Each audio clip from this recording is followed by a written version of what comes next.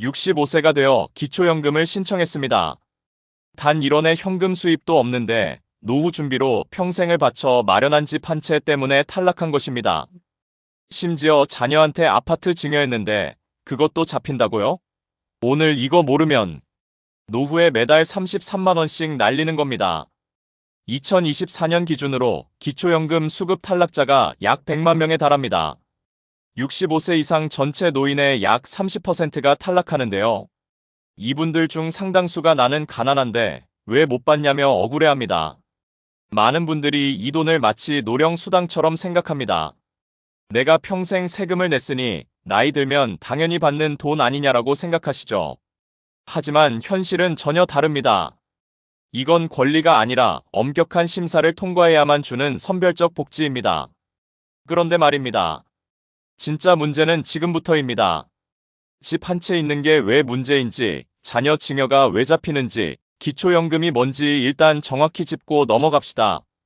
기초연금은 만 65세 이상 어르신 중 소득 하위 70%에게 매월 최대 33만 4,810원을 지급하는 제도입니다. 2024년 기준 단독 가구는 월 소득 인정액이 213만 원 이하, 부부 가구는 340만 8천 원 이하면 받을 수 있어요. 그 비밀은 바로 소득 인정액이라는 마법의 숫자에 있습니다. 소득 인정액은 여러분이 실제로 버는 돈에 여러분이 가진 재산을 돈으로 환산한 금액을 더한 값입니다. 실제 소득이 0원이라도 재산이 많으면 소득 인정액이 높아져 탈락합니다. 여기서 가장 큰 문제가 되는 것이 부동산, 즉 집입니다. 정부는 여러분이 사는 집의 가치를 계산할 때 여러분이 산 가격이 아니라 공시지가를 기준으로 합니다. 그런데 지난 몇 년간 부동산 가격이 폭등하면서 공시지가도 함께 미친 듯이 올랐습니다. 내가 버는 돈은 그대로인데 집값이 올랐다는 이유로 정부는 여러분을 부자로 분류합니다. 집 한 채가 전 재산인 은퇴자들에게 집값 상승은 오히려 독이 된 셈입니다. 경기도 수원에 사시는 72세 박씨. 이분은 평생 공장 다니시다 퇴직 후 아파트 한 채, 시세 3억 5천만 원짜리만 갖고 계세요. 월 소득은 국민연금 45만 원뿐입니다. 그런데 기초연금 신청했다가 탈락했어요. 왜냐고요? 그 아파트 한 채가 소득으로 환산되면서 기준을 초과해버린 겁니다. 본인은 현금도 없고 매달 45만 원으로 생활하는데 집값 때문에 당신은 부자입니다 판정을 받은 거예요. 이게 제일 답답한 상황입니다. 그렇다면 재산을 소득으로 환산한다는 게 정확히 어떻게 계산되는 걸까요? 그걸 알아야 진짜 대비가 됩니다. 재산의 소득 환산, 이걸 이해해야 내가 받을 수 있는지 없는지 알 수 있어요. 재산의 소득 환산액은 이렇게 계산합니다. 총 재산에서 기본 공제액을 뺀 뒤 부채를 제하고 거기에 연 4%를 곱한 다음 12달로 나눕니다. 수식이 복잡해 보이죠? 쉽게 예시로 가볼게요. 아파트 시세 3억 5천만 원이라고 칩시다. 수원 같은 중소도시라면 기본 공제액이 1억 3,500만 원입니다. 여기서 부채가 없다고 하면 3억 5천만 원에서 1억 3,500만 원을 빼면 2억 1,500만 원. 이걸 연 4%로 곱하면 860만 원. 이걸 12달로 나누면 월 71만 6천 원이 소득으로 잡힙니다. 국민연금 45만 원에다 재산환산액 71만 원 더하면 월 소득 인정액이 116만 원. 이렇게 보면 213만 원 기준 이하니까 받을 수 있을 것 같죠? 맞아요. 이 케이스는 받을 수 있습니다. 근데 아파트가 서울이나 수도권 5억짜리면 얘기가 완전히 달라져요. 서울 기준으로 기본 공제액은 1억 3,500만 원 동일합니다. 5억 아파트에서 1억 3,500만 원 빼면 3억 6,500만 원. 여기에 4% 곱하면 1,460만 원. 12달 나누면 월 121만 6천 원이 재산환산 소득입니다. 국민연금 45만 원 더하면 월 소득 인정액 166만 원. 아직 기준 이하니까 받을 수도 있어요. 근데 국민연금이 조금 더 높거나 금융자산이 조금 있거나 자동차 있으면 그 순간 기준 초과로 탈락합니다. 수도권 집 한 채 있는 분들은 정말 아슬아슬한 경계에 계신 겁니다. 이건 아직 시작도 아닙니다. 진짜 함정은 따로 있어요. 증여한 재산까지 잡힌다는 거 알고 계셨나요? 많은 분들이 이렇게 생각하세요. 아, 집을 자식한테 넘기면 내 재산 아니니까 기초연금 받을 수 있겠다. 이 생각 틀렸습니다. 정부는 이걸 오래전부터 알고 있었고 대비책을 만들어뒀어요. 바로 증여재산 환원 조항입니다. 증여재산 환원이란 쉽게 말해 이렇습니다. 기초연금 신청일 기준으로 최근 10년 이내에 증여한 부동산이나 금융자산이 있으면 그게 아직 내 재산인 것처럼 계산한다는 거예요. 자녀한테 아파트 넘겼어도 현금 들였어도 10년이 안 지났으면 그게 다 소득인정액에 들어갑니다. 10년이요. 자녀한테 집을 물려주고 10년 동안 두고 봐야 한다는 얘기예요. 인천에 사시는 윤 씨. 이분은 65세 되기 3년 전에 시가 2억 5천만 원짜리 빌라를 딸에게 증여했어요. 딸이 결혼하면서 살 집이 필요했고 세금 문제도 복잡하니 미리 넘긴 거죠. 그리고 65세 되자마자 기초연금 신청했습니다. 결과는요? 탈락. 증여일로부터 10년이 안 됐기 때문에 그 2억 5천만 원이 고스란히 재산으로 잡힌 겁니다.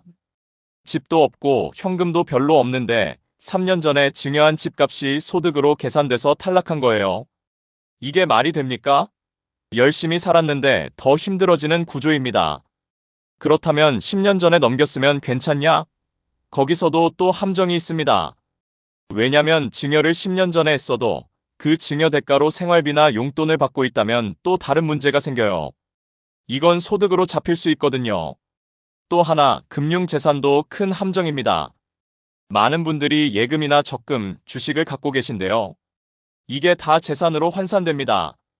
특히 금융자산은 일반 재산 환산율보다 더 불리하게 적용될 수 있어요. 금융재산 2천만 원까지는 공제됩니다.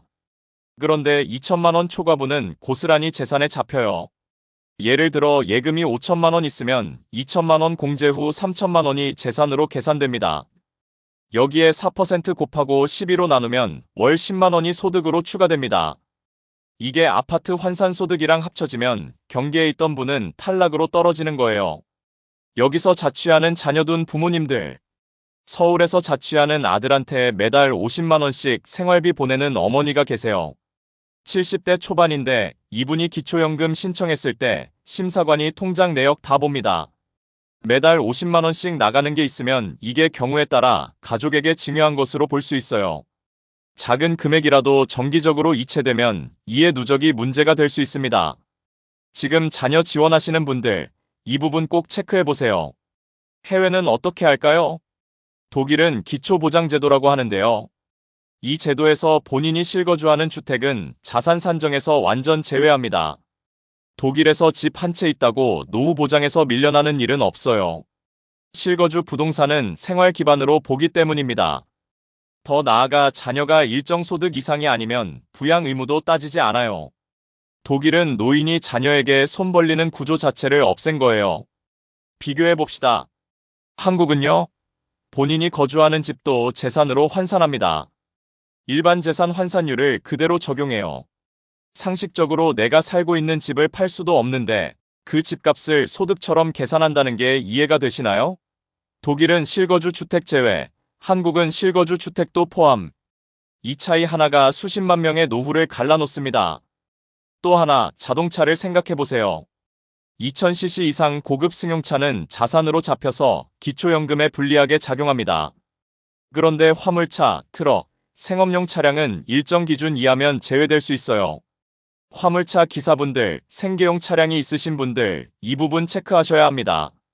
고급 승용차보다 화물 트럭이 오히려 유리할 수 있다는 반전, 어떻게 생각하세요? 요즘 젊은 분들이 부모님 모시고 해외 패키지 여행 자주 가잖아요. 그런데 이 비용을 자녀가 부모 통장으로 입금해서 여행사에 결제하면 그 입금액이 자녀로부터의 증여로 볼 수 있어요.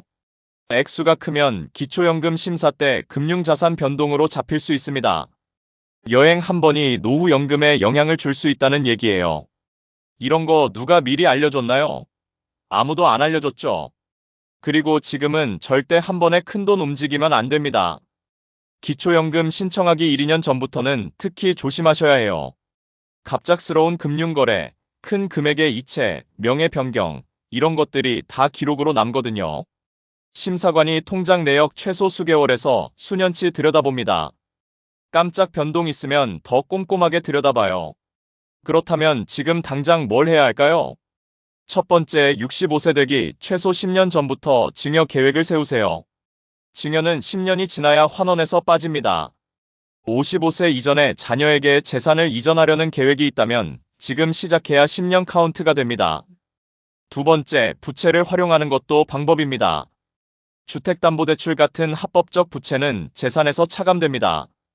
단, 이건 실제 필요한 경우에만 활용하세요. 무리하게 대출받으면 오히려 이자 부담이 더 커질 수 있어요. 세 번째, 복지로 홈페이지나 주민센터에서 사전 모의 계산 꼭 해보세요. 신청 전에 내 소득 인정액이 얼마나 되는지 미리 계산해 볼 수 있어요.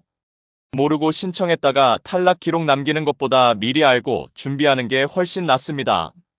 주민센터 복지 담당자한테 직접 물어봐도 됩니다. 부끄러운 일이 아니에요. 내 권리를 찾는 거니까요. 이 문제 앞으로 어떻게 바뀔까요? 특히 부동산 가격이 계속 오르면서 집 한 채 있는 분들의 소득 인정액이 자동으로 올라가는 구조적 문제도 있습니다. 내가 아무것도 안 했는데 집값이 올라서 자동으로 탈락자 될 수 있어요. 한 달에 기초연금 33만 원이면 1년에 400만 원입니다. 결코 작은 돈이 아닙니다. AI와 빅데이터가 발전하면서 정부의 자산 파악 능력도 점점 더 정교해지고 있어요. 예전에는 몰랐던 금융 흐름이나 부동산 이전 내역을 이제는 훨씬 쉽게 잡아냅니다. 앞으로는 숨기기는 더 어려워지고 아는 사람이 합법적으로 더 잘 받는 구조가 될 거예요. 집 한 채 갖고 평생 땀 흘려 살아온 분들이 정작 노후에 기본 지원도 못 받는 이 구조, 우리가 제대로 알아야 바꿀 수 있습니다. 오늘 영상이 도움되셨다면 구독과 좋아요 눌러주세요. 다음 영상에서 더 날카롭게 돌아오겠습니다.